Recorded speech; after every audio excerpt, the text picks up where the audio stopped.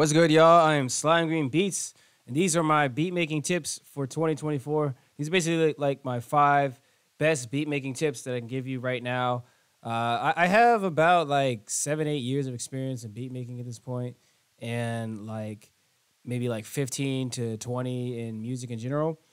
So yeah, like these are like my 5 tips. So hopefully, you can make better beats in 2024 and just have a good 2024 beat making. So number one, and yeah, these are kind of like things also I learned in my advanced years, I would say. Number one, definitely pay attention to the master track here. Like, I would say as a rule of thumb, especially before putting on any type of like effects or modulation, right? You want everything here to be in green or at least close to it. Like, definitely cannot be in red, right? You probably heard of like the not being above 0 dB. So you don't want this to be red. Like, if this is ever red, I'm just gonna do an extreme example and just like jack up the volumes here so you can see what I'm talking about.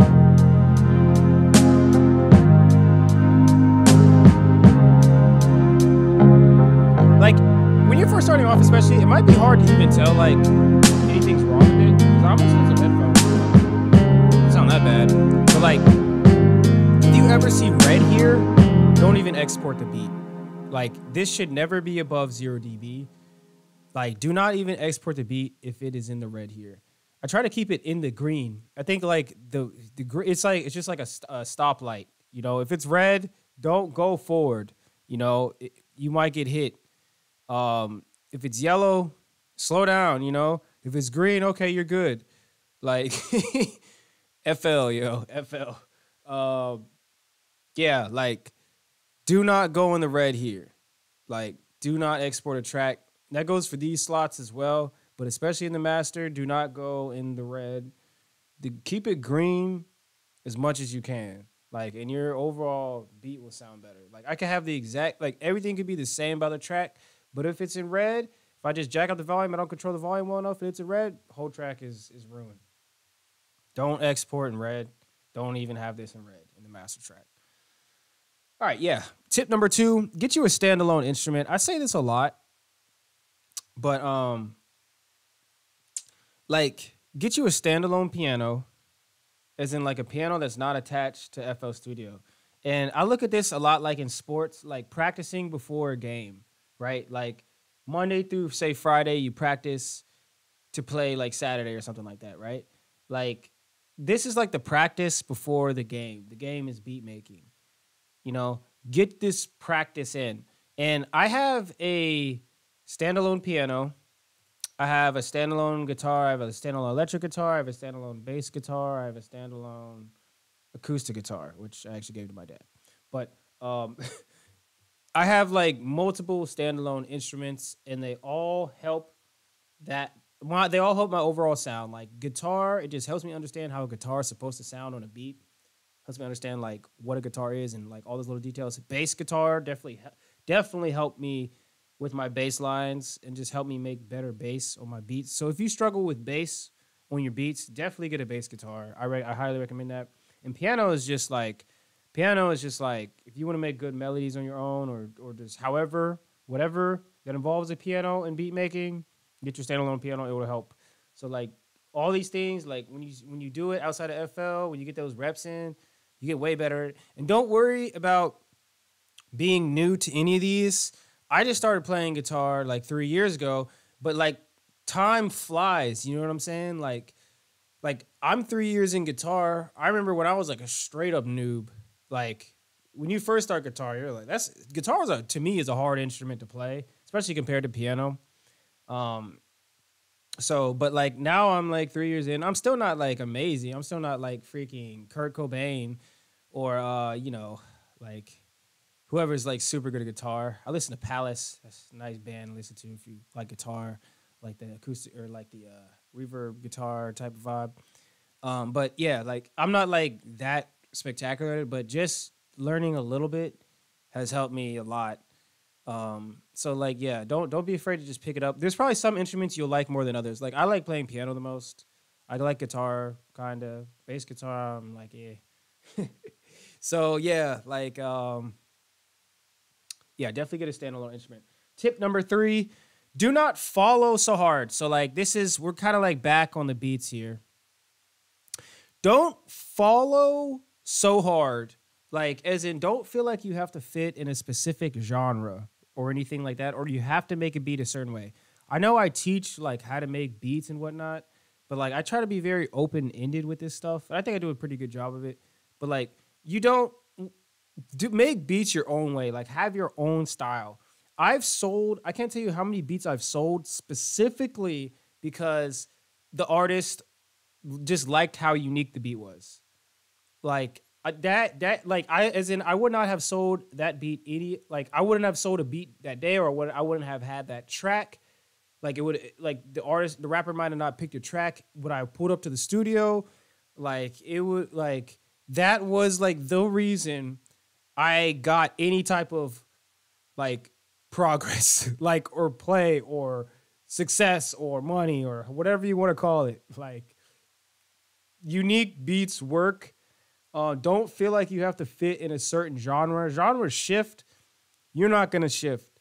Freaking make beats how you want to make beats. And to follow that up, my next tip is rap over the entire track. So if you're into rap beats, if you're trying to make like rap, hip hop, or even singing type of beats, rap, sing, or whatever over the entire track. And I know I used to say in previous videos, like at least rap over or sing over like the melodies or certain parts in the beat to make sure like it can be sung on or rapped on.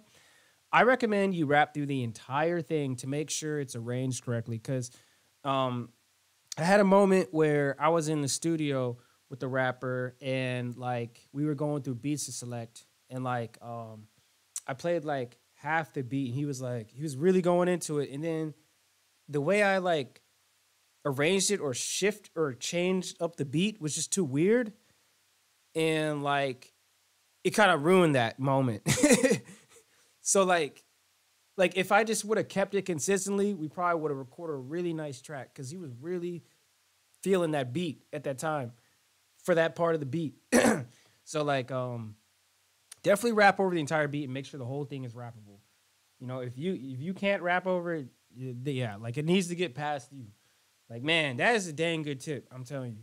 But anyways, tip number 5, focus on improving. Kind of like I said with the standalone instrument, just improving. That's like one way to improve. Focus on improving. Don't worry so much about like the end result all the time. Like even for me now, I'm still working on like making my sound more like wider, and I'm still working on mastering myself. So like I'm not even done what I feel like making or mastering beats, you know? I feel like it's always a process. I feel like you get to a certain point and it's really good. You start having results. But like I'm always still improving. I'm always still trying to improve. And like, yeah, like I can just remember in my early days, like I would get frustrated that things weren't going as well or something. Don't worry about where you're at. Don't worry about all the noise around you. Just focus on improving. I'm telling you, if you can just focus on improving, you'll get way further. And like in my other thing too, with feedback, kind of like on that subject, with feedback, like be kind of careful who you even get feedback from, right? I think it's best to get feedback from rappers in studios or singers in studios, directly in the studio. Someone who knows and respects music in person, or someone that knows and respects music online like me. Like, I'll review your beat and give you a very objective, clear feedback, you know, based on experience and whatnot. If you just like post your stuff online, some people might just flame you and have you doing something that doesn't even actually make sense. So on improving, I'm almost like feedback. I'll stand out on a limb and say something somewhat controversial. I kind of don't even think it's that important. Like, unless it's in the studio. Like I say, if it's in the studio in rap, like the feedback I get from rappers, I feel like helps my beats every single time.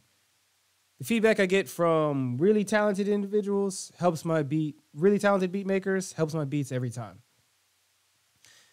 The feedback I get from random people, like they might have you doing something that makes no sense, or they just have a specific way that they want to hear things. So like, be careful who you get feedback from. Like, be very careful about that. So those are my 5 tips for beat making for 2024. Hope you guys like this video. If you guys have any questions, leave a question in the comment box. Check out our How to Make Beats book, link in the description. That's it for this video. Thank you guys for watching and always supporting the channel and what haps. Y'all take care. Peace out.